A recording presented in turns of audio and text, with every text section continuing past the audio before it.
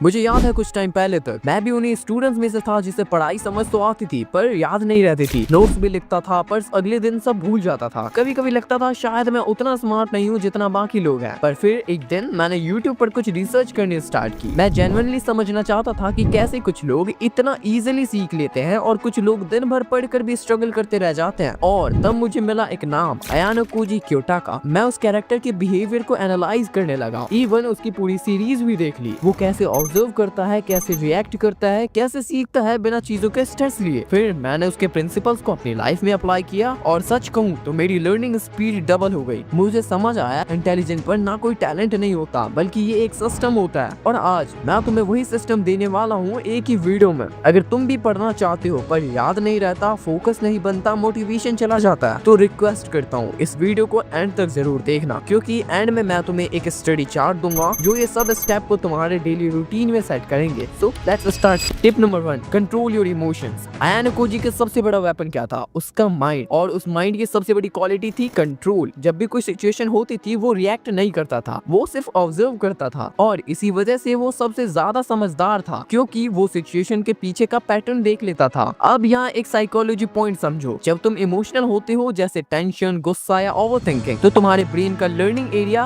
Prefrontal cortex slow हो जाता है। मतलब सिंपल शब्दों में, जब तुम स्ट्रेस में हो तब तुम्हारा दिमाग पढ़ाई मोड में नहीं बल्कि सर्वाइवल मोड में होता है। इसीलिए एग्जाम के टाइम सब याद होता है पर लिखने जाते हो तो सब ब्लैंक पड़ जाता है। सॉल्यूशंस क्या है? हर स्टडी सेशन से 2 मिनट पहले बस डीप ब्रीथिंग करो, स्लो इनहेल, स्लो एक्सहेल। अपने आप से बोलो मैं ऑब्जर्व करने आया हूँ, रिएक्ट करने नहीं। ये छोटी सी प्रैक्टिस तुम्हारे ब्रेन को काम स्टेट में डाल देती है और वही से लर्निंग स्पीड बढ़नी स्टार्ट होती है। जस्ट रिमेंबर दिस लाइन, जब तुम्हारा माइंड शांत होता है तब भी वो सीखता है। टिप नंबर 2, पढ़ाई रटो नहीं बल्कि समझो। अयानो कोजी किसी चीज को रट्टा नहीं मारता था, वो हर कॉन्सेप्ट के पीछे के लॉजिक को समझता था, क्योंकि जब तुम पैटर्न समझ जाते हो तो रट्टा मारने की जरूरत ही नहीं पड़ती। एग्जाम्पल के तौर पर अगर तुम्हें फॉर्मूला F=ma याद करना है तो उसे लिखने से पहले समझो फोर्स एक्चुअली क्या है, मास और एक्सेलरेशन का रिलेशन क्या है। हर बार जब कोई ऑब्जेक्ट मूव करता है वो मास इनटू एक्सेलरेशन की वजह से होता है। बस ये समझो, फॉर्मूला अपने आप याद हो जाएगा। साइकोलॉजी के हिसाब से ब्रेन फैक्ट्स को नहीं बल्कि कनेक्शन को याद रखता है। जितने ज्यादा कनेक्शन समझोगे उतना कम एनर्जी मेमोरी पे लगती है। एक और एग्जांपल लेते हैं। हिस्ट्री पढ़ते वक्त सिर्फ डेट याद मत रखो, वो इवेंट क्यों हुआ, उसके पीछे क्या रीजन था ये समझो। तब तुम्हारा ब्रेन उसे स्टोरी बना लेता है और तुम स्टोरी को कभी भूल नहीं सकते। इसीलिए जब भी पढ़ाई करो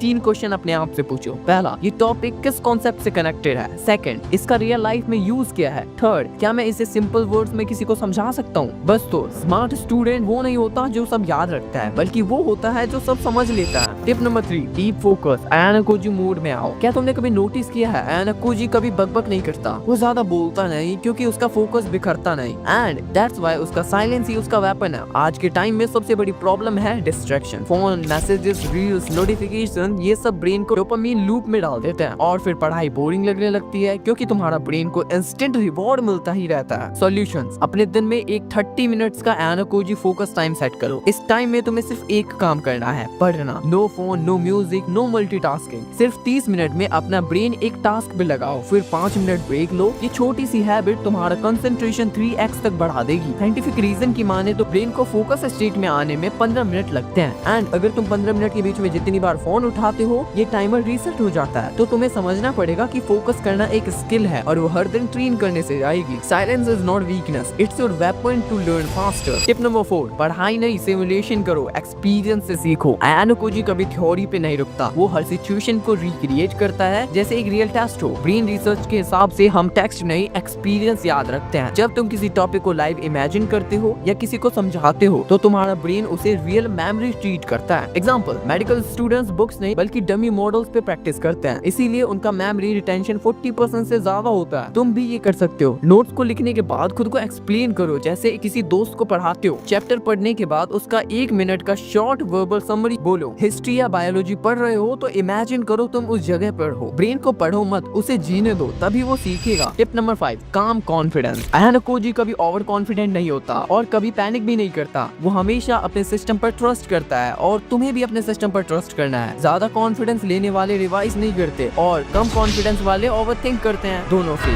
विनर्स वही होते हैं जो साइलेंट रहकर कंसिस्टेंट रहते हैं। एग्जांपल, MS धोनी, वो कभी चिल्लाता नहीं, कभी शो ऑफ नहीं करता, पर हर मैच में परफॉर्म करता है क्योंकि वो अपने प्रोसेस पे भरोसा रखता है। तुम्हारा प्रोसेस क्या हो सकता है? हर स्टडी सेशन के बाद अपनी समझ को 1 से लेके 10 के बीच में रेट करो। कंपेयर किसी और से नहीं बल्कि खुद से करो, और जब गलती हो रिएक्ट नहीं बस एनालाइज करो। कॉन्फिडेंस का मतलब शो ऑफ नहीं होता बल्कि अपने सिस्टम पर विश्वास होता है। बोनस टिप, आयान कोजी कभी अपनी प्लान किसी को नहीं बताता, क्योंकि जब तुम अपना गोल सबको बता देते हो तो तुम्हारा ब्रेन ऑलरेडी रिवॉर्ड फील कर लेता है और मोटिवेशन कम हो जाती है। इसीलिए अपने टारगेट्स को लिखो पर कभी किसी को दिखाना मत। कम शब्द बट ज्यादा एक्शन। रियल स्ट्रेंथ शोर नहीं मचाती बल्कि वो रिजल्ट्स दिखाती है। तो अब तुम्हें पूरा सिस्टम मिल गया है, कैसे आयान कोजी की तरह पढ़ना है, समझना है और याद रखना है। इमोशन को कंट्रोल करो, पैटर्न समझो, फोकस में रहो। ट्राई को एक एक्सपीरियंस बनाओ और अपने सिस्टम पे ट्रस्ट रखो। अगर तुमने ये 5 हैबिट्स अप्लाई कर ली तो सिर्फ मार्क्स नहीं, तुम्हारा माइंडसेट भी चेंज होने लगेगा। और जैसे मैंने प्रॉमिस किया था, वीडियो के एंड में तुम्हें मिलेगा एक स्टडी चार्ट जिसमें लिखा होगा कि हर दिन क्या करना है, किस ऑर्डर में और कैसे तुम्हारा ब्रेन नेचुरली फास्ट सीखना स्टार्ट करेगा। तो इस चार्ट को स्क्रीन पर देखकर स्क्रीनशॉट ले लेना और नेक्स्ट 7 दिन तक फॉलो करो। रिजल्ट्स खुद फील होगा। आज से तुम पढ़ाई के स्लीव नहीं, सिस्टम के मास्टर बनोगे। अगली बार तुम टारगेट नहीं बनोगे।